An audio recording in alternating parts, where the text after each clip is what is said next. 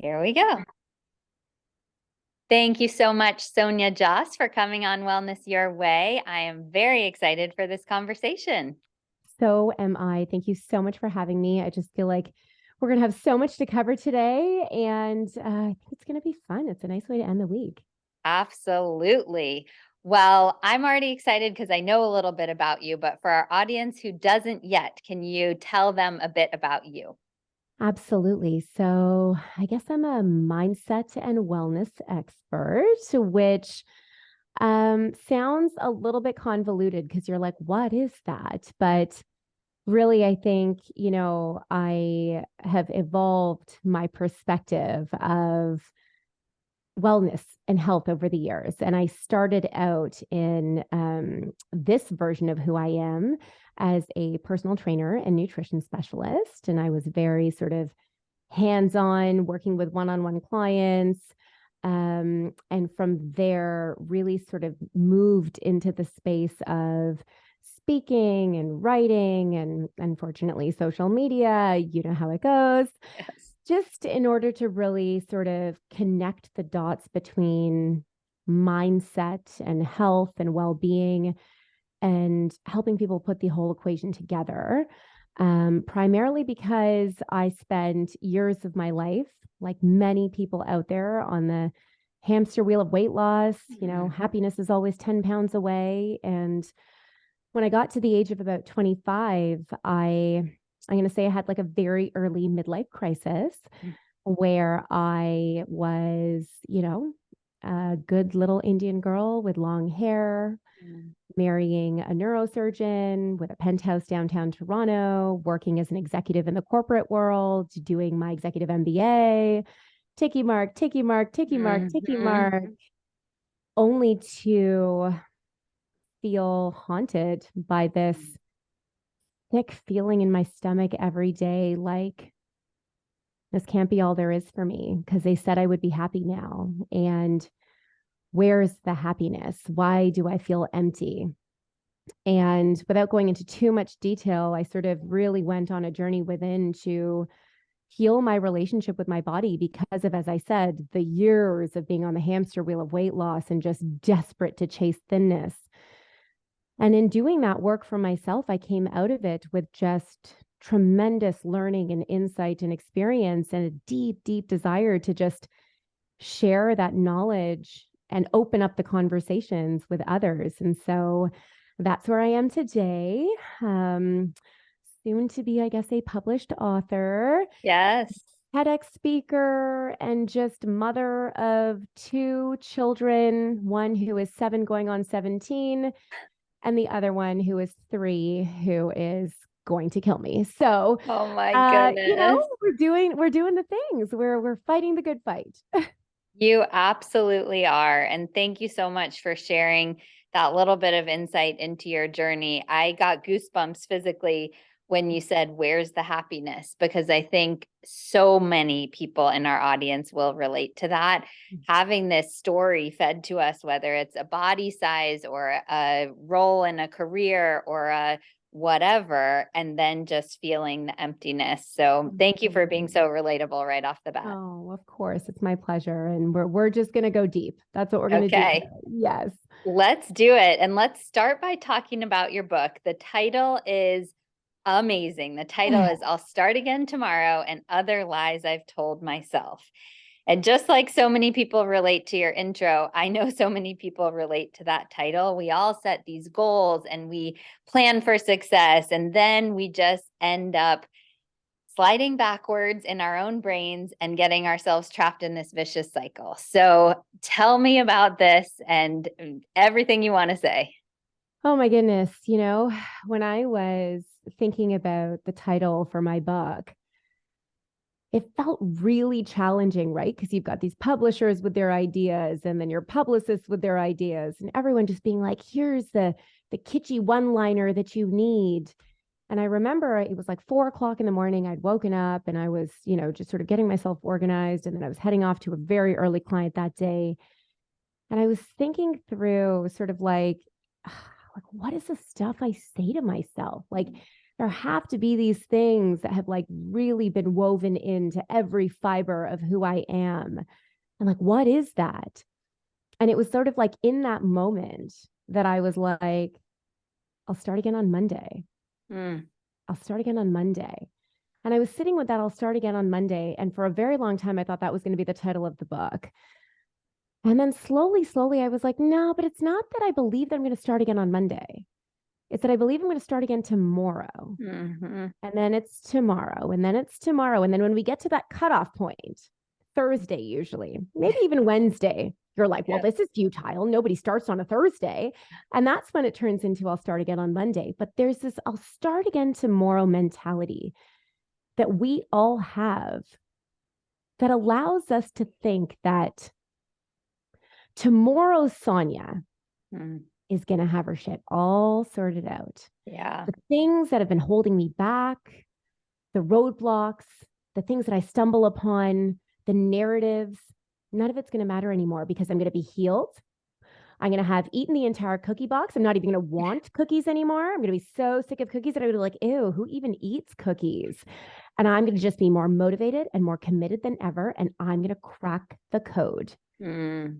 And it's the narrative that keeps us bouncing from tactic to tactic to tactic, especially in this world that we're living in, this hashtag world, right? Social media, lettuce chips, 5-minute abs, you know, these things that we're just sort of being sold as the formula for thinness or the formula for fitness.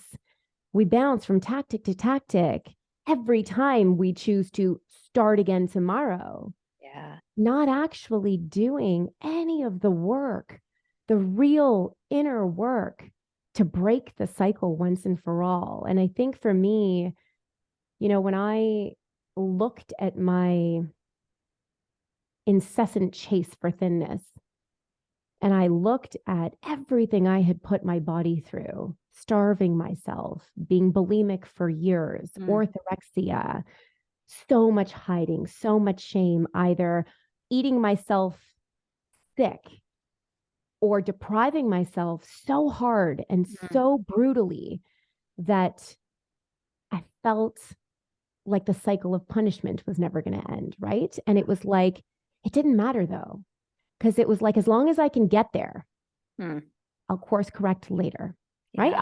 I'll make the pivot later. I'll get there and then I'll figure it out.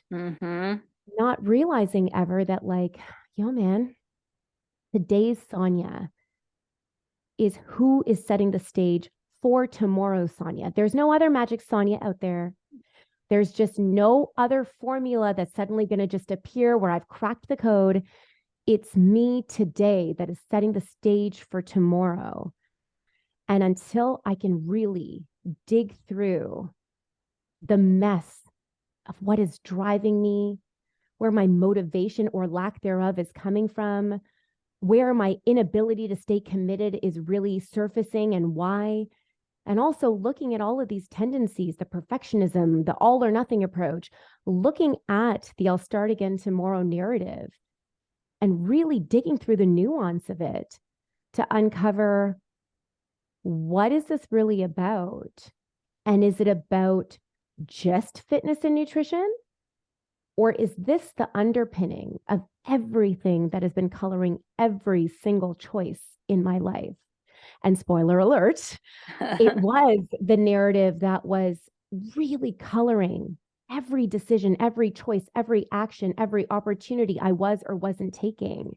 And so when I was sitting there at 25 in this life that felt totally misaligned, totally outside of how I wanted to feel, it was that moment where I was like, there isn't going to be a solution that comes from the outside. No one can fix this for me. Yes. And so now we abandon the narratives and we go within and we look at what's really there so that we can collect the data, start to understand it and know what to do with it.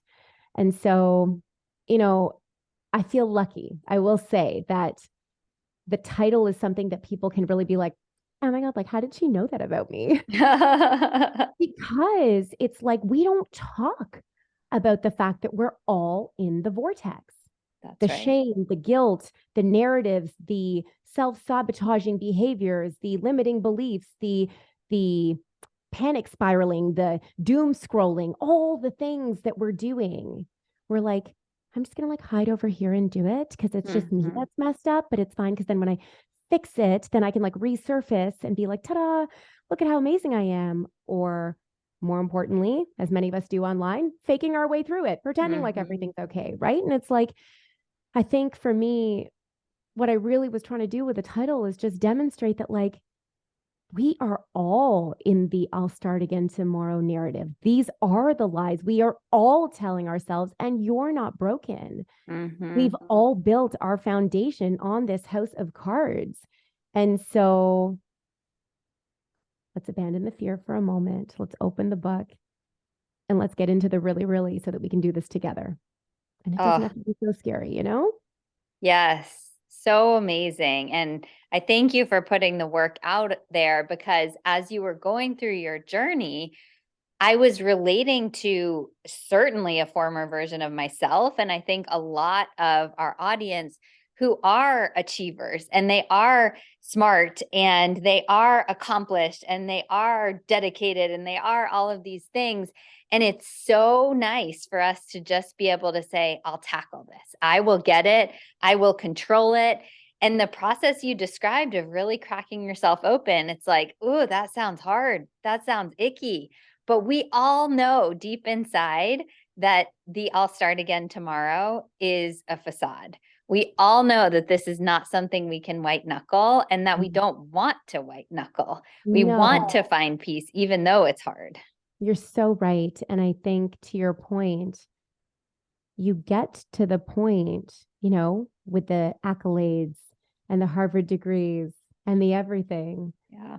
where you say, it's not even about that anymore.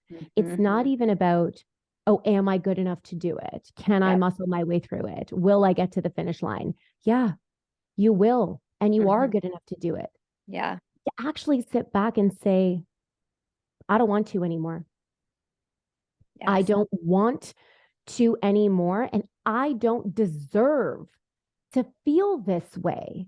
Yes. I I don't I don't subscribe to this anymore. This is not the life that I am going to spend my entire existence hiding behind because it's not enough. And Mm. I think for me, really being able to connect with the I deserve better than this. Mm. And if this is all that there is for me, if the sickening, deafening noise of looking at myself in the mirror and only picking myself apart, only seeing my flaws, consistently and constantly evaluating how do I stack up? How do I stack up? The comparison game, the chase, the race to the end destination, whatever that is, whatever I decided that is.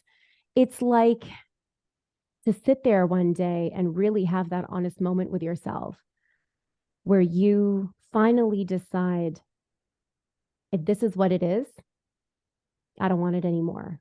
I Yeah. think that is so simple and so painful Mm-hmm. and yet so powerful. And it is, I think, the place that so many of us as we get older get to, right? Because it's like when you're 10, when you're 12, when you're 16, when you're 20, you're still like, it's fine, it's fine, it's fine. And then you get to a certain point in your life and you're like, I Nope. can't even fake it anymore, man. It's not fine. And Mm-hmm. I'm not fine. And I think that honesty is where the conversation really starts for everyone, the I'm not fine. And to feel like you can say that, Yeah. regardless of the degrees and the job and the money and the things, you know? Yes. I completely agree. And I know it's not a 5-step process to love yourself or whatever with a nice bow on top.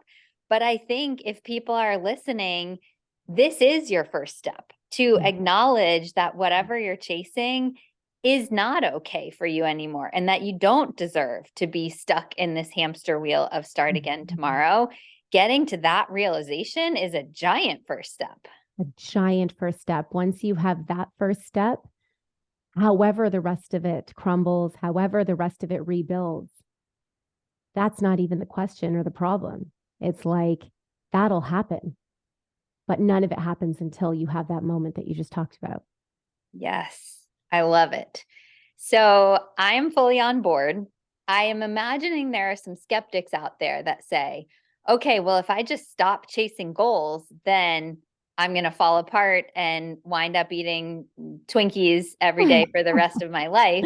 And I know you're not saying that. No. So how do we get to the point where we can still motivate ourselves to care for ourselves in a good way, without being in this vicious cycle? I think the most important piece of the equation is really getting in touch with your internal why, really connecting with the truth, like the precise truth of like, what are you really after here? Mm-hmm. What do you need? Is it that you don't feel like you're enough? Is it that you are pursuing health and vitality? And is that real? Right? Because Mm-hmm. we like to say to ourselves that it's like, it's about health and vitality. And you're like, Yeah. no, you want to fit into the skinny jeans that you don't fit into anymore. Yeah. It's about the aesthetics. It's about validation. It's about you feeling like you are not broken. There's so many drivers. And I think the most important thing before chasing goals is to really come back to what are you really valuing? What is your evaluation criteria? What is your metric of success for your life? And whether that's success or beauty or anything, it all gets lumped into one giant sort of cesspool of stuff. But it's like, Yeah. what are you actually valuing in your life for yourself? And get really clear on that. What is the articulation of your highest self that feels true to you? Mm-hmm. And I call this a mindset manifesto. And it's sort of, yes, I guess like a vision for yourself. But to me, it breaks down the nuances of how you want to feel, how you want to connect with yourself so that you have a touchstone for how your actions can be aligned. If you don't have evaluation criteria, right? How do you even know if you're on track or not on track? What are you guessing from, right? Because it is, you're just like spraying a whole bunch of stuff at the wall, hoping something's going to stick, being like, and then maybe I'm going to feel closer to the way I want to feel. But what is the evaluation criteria? What are you actually trying to achieve? And for most of us, it's a feeling. Yeah. We are trying to achieve a feeling.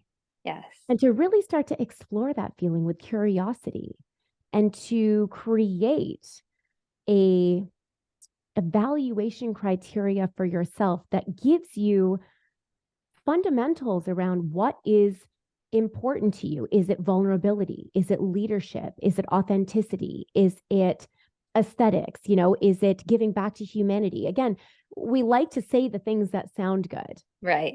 Right. But like if philanthropy is not important to you, it doesn't make the list. Right. Something as simple as going on an exploration to really look at what have been your drivers up until now. And are they a reflection of how you really think and feel?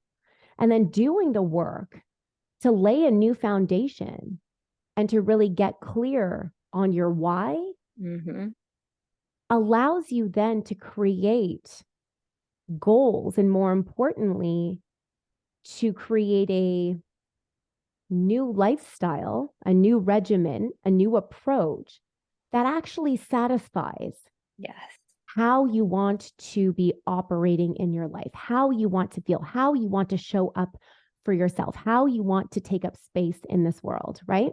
Yes. And we've got so many limiting beliefs. Mm-hmm. And we've got such deep perfectionist tendencies.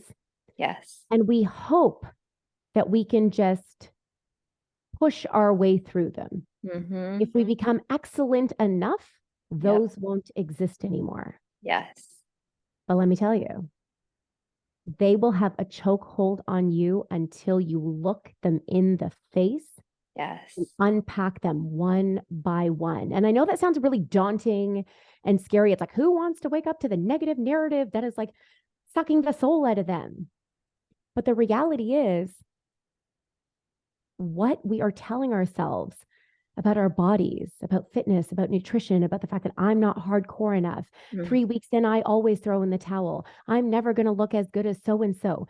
They're all symptoms of the stories we're telling ourselves in every other area of our life as well. You know, I used to think that it was like, oh, I'm so messed up when it comes to like my body, but I'm like totally okay in every other area of my life. Like I'm like amazing here. I'm like 10 of the 10 and I'm a perfectionist and I've got excellence and I'm like, look at me thriving in the world. But I like, there's just this one quadrant of my life that's just like murky and weird and I'll just like hide and not tell anybody about it. And what I realized when I started to really dig through the mess of the stories I was telling myself and what I was really believing was that I was like, it's all the same. Yes. It's all the same. And this is then why I cut my hair and quit my job and pivoted my entire life, because in uncovering and unpacking those lies, I was really able to re-identify who I am, what I really want and need, and then claim agency or take responsibility. Yes. For my role in paving that future for myself, right? Because it was no longer the I'll start again tomorrow. Tomorrow, Sonia's going to have figured it out.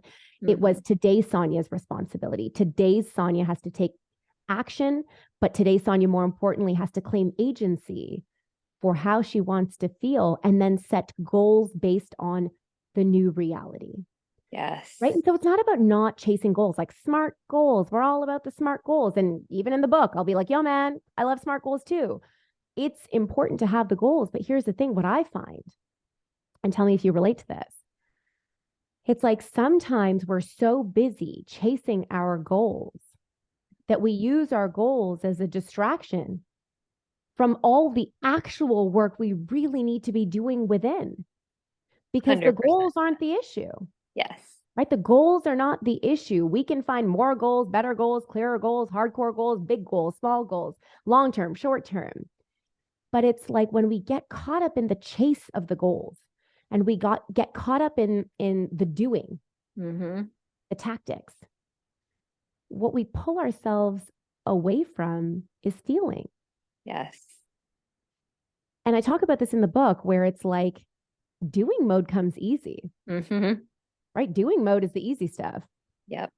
Feeling mode is the hard part. Feeling mode is the hard part, but it's also how we build the doing in the right direction to support a cycle that can be broken so that we now are no longer 2 steps forward, 1 step back, 1 step forward, 2 steps back, or climbing up the mountain and falling off, or the on again, off again, but rather allowing ourselves to take a realistic, supportive, compassionate path to wherever it is that we want to go, knowing that we get to feel and choose differently every step of the way, and that it's not linear. Oh, so incredible. I just want you to keep going and going and going for hours. What I'm hearing you say in a less eloquent way is when we don't really know, when we haven't uncovered what's deep inside of us, we're setting these goals where we want to fit into the jeans. We want to do this thing. We start again tomorrow and we can achieve, but it's all empty and it will never fill us up. It will keep us on that cycle of achievement. But when we do start actually realizing what we want deeply, whatever that is for each individual, then we can still set goals, but they actually start filling us up instead of leaving us more and more empty every time. That's exactly it, right? And this is where, when we talk about mindset, when we talk about the mind work and the body work, right? It's like, they sound like they're two different things, right? It's like, I'm going to like do mind work or am I going to do body work? But they are the two pieces of the equation that come together to really set us off on a journey that is aligned, right? Because mindset without action is just an intention. Yep. Right? And then action without mindset is aimless, which is usually what we're doing. Action without the mindset is aimless, and we're spinning ourselves. We're taking the vortex and we're just doing it and we're just living in it. And we're just like, but this is it. It's fine. It's fine. Because I'm doing. Right. But when the two can be in sync, and when you can do the mindset work to then take, let's call it the body work. But what I really mean here is, how are you then actually tactically choosing each step of the way, what you're eating, when you're moving your body, what self-care looks like, the movement, let's call it the movement of the journey. When the mindset can dictate the movement of the journey, that's when you get an opportunity to really practice your mindset. Yeah. Right? Because I would love to be like, well, then you do the digging and then you like go through your limiting beliefs and your perfectionist tendencies and you just like uncover them and you unpack them and then you just like put them away and it's like, I'm healed. And now let's just go into doing again.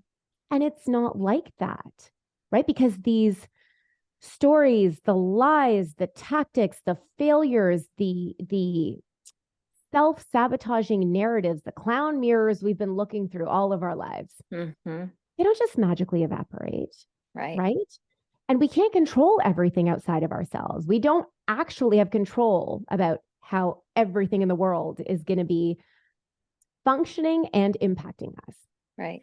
But where we do have agency and control is with how we're showing up for ourselves and what you're eating and if you're moving and how you are taking care of your body is one of the closest places to home that you can actually be in the practice of your mindset.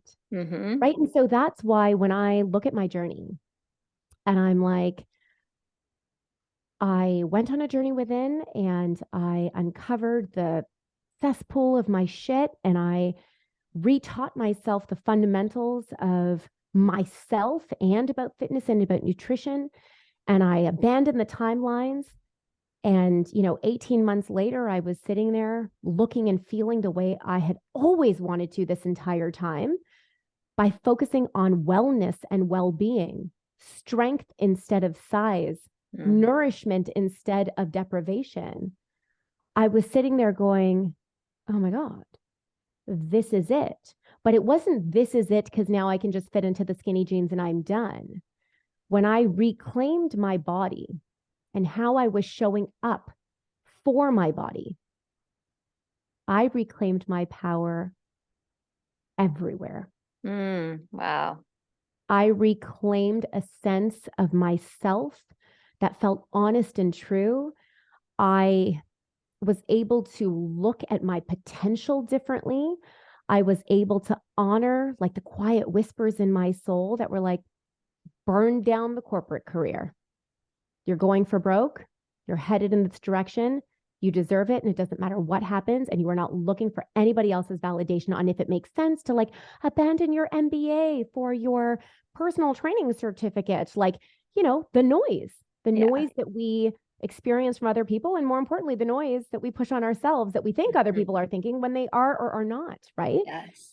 And so that's where, to me, this book is an unusual intersection, because we often see books about, the 10-step formula to cracking the code on weight loss. Yep. Or we see books that are about mindset and doing the reframing of who you are and how you're going to show up in this world. For me, my unique value proposition was when I went through that journey and I focused on repairing my relationship with my body. I unknowingly set the stage for my entire life to change. Mm-hmm. And there's something so simple and yet so incredible about the power that comes from that. And that's why I'm so excited for people to be able to look at it from that lens, because I Yes. think it's had such a truly shifting impact on me and how I approach the world. And I think more importantly, it's like we're all just so tired, right? We're tired of the keto versions, and we're tired of the air fryer lettuce chips that are nothing but lettuce that are semi crunchy. We're tired of like pizza made from pepperoni and cheese, like sans bread, but if you air fry it, then it comes out like some sort of crust. Like, we're so tired of seeing all of this and believing all of this. And as you said, it's like we know better, Mm-hmm. but we can't break away from it because, the thing about the hashtag world, as I call it, is just like you see so much of this Yeah. and you know better, but it starts to evoke this feeling that, like, if I don't try, if I Mm-hmm. don't do the lettuce chips, and if I don't do the pizza with no crust, and if I don't do this, and if I don't do the hit, and I don't do the 5 minute this and this, is that going to mean that I don't want it bad enough? Mm. Is it going to mean that I don't want it bad enough because I really want it? And Yeah. so then tactic, tactic, tactic, tactic. I will do whatever it takes to get me Yeah. there, not realizing that it's not about that, right? Yeah. Yeah. So for me, that's where it's like we are living in such a sensitive time now. Mm-hmm. I was dealing with like, oh my God, I need to look heroin chic at a time when there was no social media. Mm-hmm. But now we are comparing ourselves to everybody in the entire world. Yes. And so it's even more imperative to come home to who you really are, I agree. because otherwise it's going to stay shitty, my friends. It's going to stay shitty. Yeah. Yeah. And I'm laughing now, but what is making me chuckle is every time you say lettuce chips, I just think that's Yeah, hilarious. you So know, there's like, thank and then the lettuce chips. You're like, those are not chips. It's just you. lettuce that went from being soggy to slightly more crisp, but don't call them Oh my chips, man. gosh, They're not. that's so funny. I think it's really hilarious, and I also think the social media world is super sad. And like you said, I have no idea where we're going. I am not thrilled for all the people who are growing up in this era of only knowing social media. But for those of us who find ourselves like maybe we do like social media, maybe Yeah, we get and there's a lot of value. There yeah, is a maybe lot of value. yeah, there's a lot of good stuff, but then we know sometimes we go down that hole and we're comparing and we think we should do the lettuce chips and we should do all this stuff. What are some of your tactics or suggestions for people to keep their blinders on and trust themselves and go inside? Such a great question. I think the biggest thing that I can suggest is to work on creating your version of boundaries. Mm, good. And as someone who deeply struggles with boundaries, I am a chronic people pleaser. I'm recovering from that part of my psyche. It's Yep. not done yet. The journey continues. Yes. I'm also a recovering perfectionist. Yep. So seeing perfect images online and perfect versions of food and relationships and bodies and hair and skin can be really triggering. We also see almost like the perfect version of imperfection where you're Mm-hmm. like, ooh, yeah, I want to be that version of imperfect. It's like Mm-hmm. just enough to keep you human, but still aspirational. Mm-hmm. And I deeply understand how social media can create and amplify so much of the noise in the narrative that we already carry. Boundaries are the first thing I can suggest. And I reluctantly did this several times as I was sort of like new to Instagram and building a following and trying to figure out, like, what am I even really doing here? I remember at the time it like felt so risky to take like 3 or 4 days away from social media and like what if my whole following disappeared in 4 days? And then I'd come home and it'd be like the whole thing broke and like you're starting from the beginning. Now in hindsight, I'm like, that's so absurd. Slash, are you kidding? You're not that important. But, it took me enough time in social media to recognize that if I do not create a better relationship with it, and I do not govern my time, and I do not govern my engagement, and I do not create parameters for myself around how am I, first of all, showing up here as someone who is creating content, but more importantly, what am I consuming, when and how? I was like, I'm not going to make it. I'm actually just not going to, because it was almost like being right back into the version of reality that I lived in with my parents, where you're being compared to all 850 of your family friends and the evaluation criteria is coming from the outside. And I talk about this in my TED talk, but it's like, I joke about how social media is like the ultimate Indian parent and how it was like the training of being an immigrant child that allowed me to course correct, because I could sit there and say, I'm going to get swallowed if I don't get intentional. And so I'm extremely deliberate about how it is that I engage, when I engage, if I engage, and how much time and when. It's never an accident. And I think that is such a simple tool, but it's the one that 99% of people are not willing to do, right? Because it's there and it's like a nervous tick almost. It's like, I'm bored. I ticked. I was hungry. I ticked. I use social media as the reflex to a feeling in every moment. And if I say that I'm not allowed to do it, well, then what do I do? Just like sit there with my feelings? The answer is yes. You sit there with your feelings. But I think the point is, something as simple as boundaries is where the discussion really starts to, again, claim agency over how you want to feel and apply a tactic that supports that feeling mode that you're trying to cultivate. And then from there, some simple things that I like to do for myself to keep myself out of the negative narrative, out of the vortex, more aligned to who I really am and my why, my purpose for being. Journaling. It turns out I am a master manipulator of self. I can talk myself into believing pretty much anything, especially when it comes to people pleasing. I will sell myself out, but feel like I am taking the enlightened high road, leading by example, showing up with love. Like, I will convince myself of everything. But when I write it down, when I journal, and I free write and verbal diarrhea, it all comes out. All of the angst and the fear and the performative self, everything just starts to come out. And I found it to be such a liberating tool for someone like me who's so heady. I can even sell myself. I'm such a good salesperson. When it's journaling, I can't, because it's like, after the first paragraph and a half of the sing song, you get tired and you're like, whatever, I'm just like saying the things.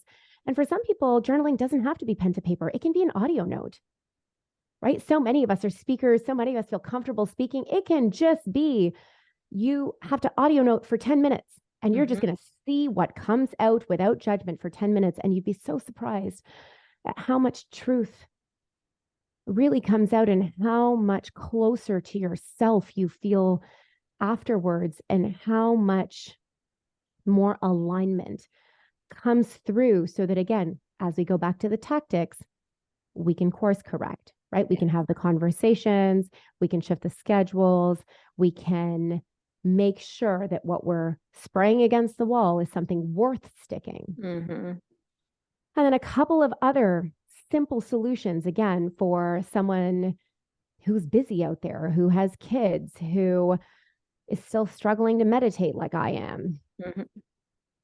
Affirmations.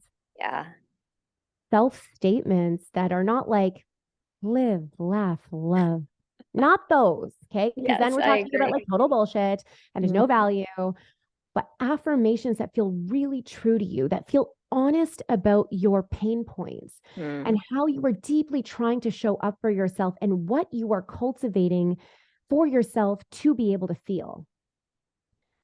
It doesn't need to be complicated, but like a few self-statements to yourself every day that you can have at your fingertips, that you either say in the morning or you pull in every time you're having the feeling, or you just practice in moments here and there. You know, they sound cheesy and corny, but they're so valuable and scientifically proven because we're so quick to gravitate towards the negative. We actually need to be proactive about conditioning our minds to think and experience reality differently. Yes. And then building off of that, my last suggestion is, and this one again is going to sound like so corny, so bear with me, but it has had such a dramatic impact on my life that I'm like, okay, but like, how basic am I? And then I'm like, oh my God, it's actually that easy. Okay, well then let's keep doing this. It centers around gratitude. I'm like vomiting in my mouth as I say it because it's like gratitude. Hold on, I'm getting to it. Give me a second. So obviously we know it's important to practice gratitude, right? Yes. I have found that when I wait until the end of the night to be grateful for my life, I am so tired, so depleted, so broken, so in the exhaustion of being who I am that I'm looking through clown mirrors again. I'm like, yeah, like I guess it was like good, but it's like not that big of a deal. Everything is not that big of a deal. And I'll like write a few token things down, being like, you should be grateful. Don't be an asshole. What I've found though is if I keep a notebook with me, or if I keep whatever notes on my phone, and anytime I have a good feeling, I show up for myself. I do a good thing that supports my mindset manifesto around how I want to feel. I show up in a meeting differently. I am a more authentic version of myself. I have the tough conversation. I drank the water. I moved my body. I listened to the thing. Anytime I show up as a more aligned Sonia taking action, I write it down. And I write down all the silly small things. I write down the big things. And by the end of the night, I've got like a list of 70 things, right? Or a list of 50 things, or a list of 20 things, depending on how the day was. And all those things, as I look through them, I'm like, well, that was silly, and that was silly, and that was silly. If I want to be judgmental and mean, but it doesn't matter because I experienced them. And as I look at it, what I'm really feeling is like, okay, yes, look at you doing the things, showing up. Look at how you orchestrated your day to live in better alignment, to do the hard thing, to claim the agency, to have the feeling moment. I drank the water. Like there's nothing that I won't include on this list. And at the end of the day, I sit there and say, I'm on track. Yeah. I'm on track for me. I don't care what's happening out there in the hashtag world. I've got my evaluation criteria, and today is another day I lived by that evaluation criteria. I took agency. I showed up. It wasn't easy. I'm tired, but I did it. Yeah. And so I can do it better tomorrow, or I can do it again tomorrow, or I'm motivated to do it again tomorrow. And that's where the motivation and the commitment and the longevity really comes from, because you are building on positivity as opposed to breaking yourself down with negativity, hoping that you can talk shit to yourself enough that you'll change. Yeah. It doesn't work. Oh my goodness. This is so incredible. I will listen. I don't usually listen to episodes myself because I don't like because to. you're like in it and you're like, oh God, I can hear my face. It's like, I don't watch my own TV segments. I'm like, I don't need to see what I did No, there. yeah, no, thank you. But I will certainly listen to this one again. I echo those last three so much. I didn't have the vomit in my mouth reaction to gratitude like you did, but I did to journaling and affirmations, frankly, because I was like, that's such a waste of time.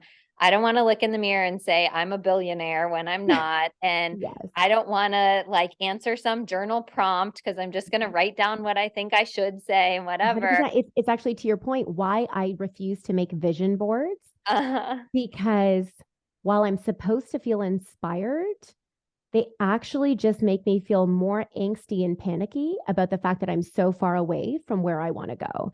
And so anytime when someone's like vision board, I'm like, huh, I'd rather do anything but that, because it doesn't bring me closer to the feeling that I want to cultivate. And ultimately, as you're saying, you're like, that's the point, right? I don't want to tell myself like I'm a billionaire because it's just going to make me feel like I'm not a billionaire. But That's right.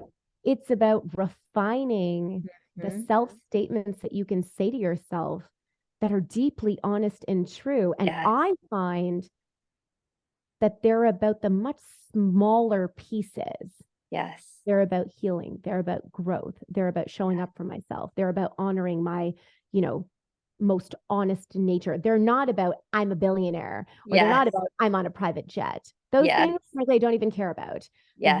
They're the things that you can say to yourself as the almost preemptive rebuttal Mm-hmm. to what you know is going to be your noise, because we all Yes. have it, right? Yes. So You you just can tailor it. almost literally described my affirmations. It's not an external accomplishment. It's how I want to feel. It's reminding myself of my deepest core and who Yes. I am at my best and Yeah. inspiring myself to go be that every Go day. be that every day, right? And so I love that you do that for yourself, because I feel like I see, again, in the hashtag world, so many versions of like, I'm a billionaire with an 8-figure salary. And I'm like, I want to throw up and die and go hide. And I'm not a billionaire with 8 figures. And like, okay, so I guess I just like may as well stop trying. And you're like, that was the exact opposite of what I needed. Yes, I totally hear you. I think every person listening to this is going to flock out and buy your book. Oh, I I'm am so so glad. excited for it to be out in the world. You just have Oh, so much to share, and I'm very grateful to you for sharing some of that today. it has been such a pleasure. And, you are such a living example. I know that, you're holding so much space for your guests on this podcast, but you are such a living example of all the real work, right? You've done the heavy lifting, you have created this life of alignment. And, I think I feel equally as inspired and really sort of lucky to be witnessing sort of the magic that you're creating, because it's hard work, but you're doing it, and you're doing it so beautifully. So thank you. Thank you. And I'm glad you said creating because I have not created it. I'm in the process as we all are. We're As we all all are. out there doing the work. Can you The tell journey people never where ends. to get your book and where to learn more about you? Yeah, absolutely. So the book can be found essentially online everywhere that you can buy books. We'll link it in the show Amazon, notes. yeah, Amazon, Barnes and Noble, Chapters, Indigo, all the things, Right. globally, which is exciting. Yes. Pre-order is open now. Pub date is February 28th, which is when deliveries will actually happen. And oddly enough, that's like literally 2 weeks away now, which is shocking. Ah, And then to learn more about me, it's just soniajhas.com, or find me on Instagram, Sonia Jhas, SONIAJHAS. It's a weird last name. I get it. It's my husband, blame him. huh. And yeah, my DMs are always open. I am, just ready for the honest conversation. So if there's anything that anyone wants to throw at me, from the struggle for infertility all the way to how do you get the perfect fade on your head, it's all fair game. And Oh, I'd love to connect.